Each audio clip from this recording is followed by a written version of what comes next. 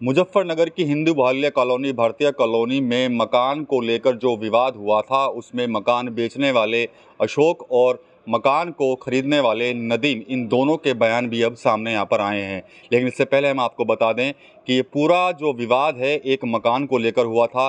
मुस्लिम समाज के एक व्यक्ति द्वारा जब हिंदू बाहुल्य कॉलोनी भारतीय कॉलोनी में मकान जब खरीदा गया, तो उसके बाद स्थानीय लोगों के साथ साथ जो हिंदूवादी संगठन है, उन्होंने भी वहाँ पर काफ़ी हंगामा जो है वो वहाँ पर किया।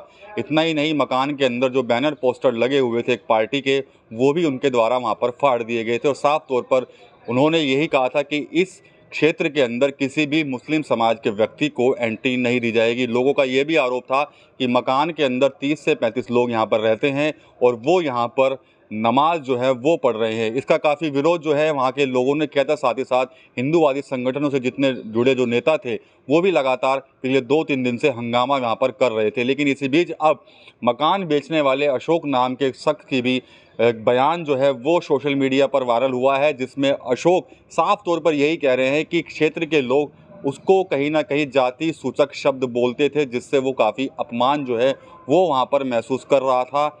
मकान पर काफ़ी लोन था जिसको वो चुका नहीं पा रहा था, और उस लोन को चुकाने के चक्कर में ही उसका मकान जो है वो बैंक ने ज़ब्त कर लिया था। जिसके बाद नदीम नाम के शख्स ने पहले तो उस बैंक का जो लोन था उसको चुकाया और उसके बाद मकान जो है वो ख़रीद लिया। नदीम भाई हैं जी, उन्हें बेचा। मेरे पे बैंक का लोन था, मैं लोन चुकाने के काबिल नहीं रहा। मुझे अपने कारोबार में बहुत दिक्कत चल रही थी, काम मैंने छोड़ दिया। उसके बावजूद मेरे पे बैंक का लोन था, बैंक का मेरे पे प्रेशर आ रहा था। मैंने 5 साल से मैं बेचना काट रखा था। हजारों आदमी आए वहाँ देखने, जो भी आया था वो छुटता यूँ ही कहता, यहाँ तो दलित लोग रहे हैं, यहाँ तो वाल्मीकि हैं, यहाँ तो भंगी है, यहाँ नहीं लेने की। ऐसा था जी, कोठी की चाबी हमारे पे थी। जब भी किसी का फ़ोन आवे था हम पहुँच जाते चाबी लेके। और बहुत से आदमी बगैर फ़ोन करे हमें वहाँ पहुँच जाते, तो उन्हें ये लोग नूके में थे कि उसका मकान न लियो। नुको जी क्यों? नुको तो विवादित है। तरीके से मकान लिया नदीम भाई ने बैंक के जरिए मकान लिया जी।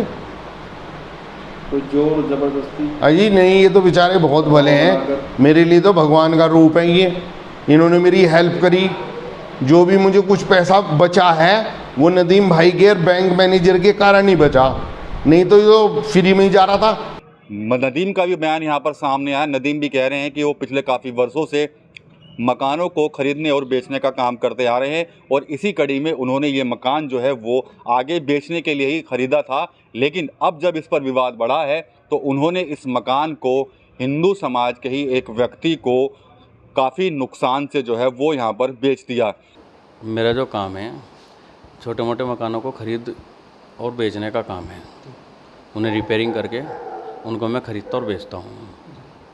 और एक मैंने अभी थोड़े से टाइम पहले बैंक से एक मकान नीलाम हो रहा था भारतीय कॉलोनी में मुजफ्फरनगर में, मैंने वो परचेज़ किया था।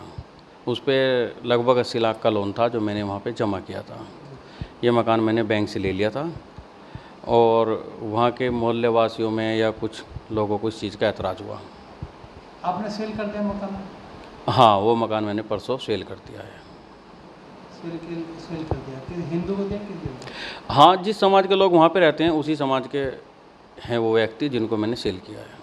आपको बता दें कि पिछले 3-4 दिनों से लगातार मुजफ्फरनगर में इस बात को लेकर कि एक मुस्लिम शख्स ने हिंदू बाहुल्य क्षेत्र में मकान ख़रीदा है, उसको लेकर काफ़ी हंगामा खड़ा हुआ है, और लगातार वहां पर लोग जो है धरने प्रदर्शन भी करते नज़र आ रहे थे। साफ तौर पर कहीं ना कहीं प्रशासन को भी इस बात की चेतावनियां जो है वो दी जा रही थी कि यदि कोई मुस्लिम व्यक्ति यहाँ पर आकर रहेगा, या तो वो उसको यहाँ पर रहने नहीं देंगे, या फिर वो सब लोग यहाँ से पलायन कर जाएंगे। तो काफ़ी हंगामा जो है इस मकान को लेकर मुजफ्फरनगर में मचा हुआ था। और अब जब नदीम ने इस मकान को आगे एक हिंदू समाज के ही व्यक्ति को कहीं बेच दिया है, तो अब कहीं ना कहीं लग रहा है कि शायद अब ये जो गुस्सा लोगों के अंदर था वो कहीं ना कहीं शांत होता नज़र आ रहा है। TV9 यूपी के लिए विकास कपिल।